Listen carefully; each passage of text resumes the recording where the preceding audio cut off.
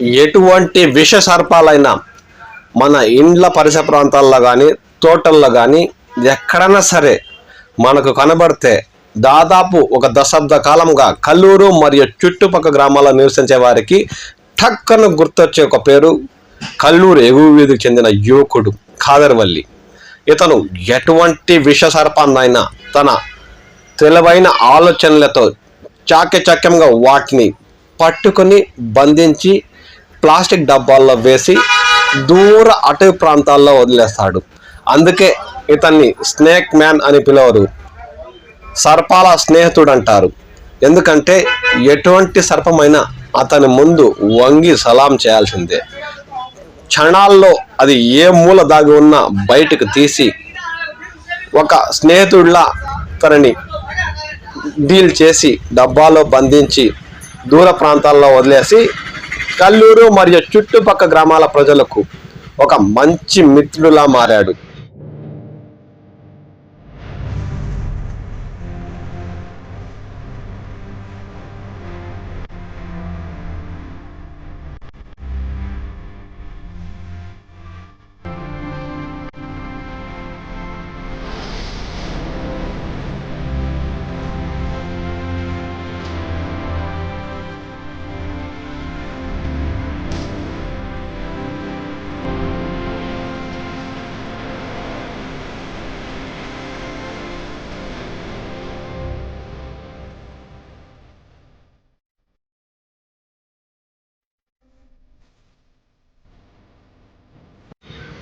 మీకు పరిసర ప్రాంతాల్లో కానీ ఏదైనా విష సర్పాలు కనిపించి మీకు ఇబ్బంది పెడుతుంటే ఫోన్ నెంబర్ కింద స్క్రోలింగ్లో ఇచ్చాము.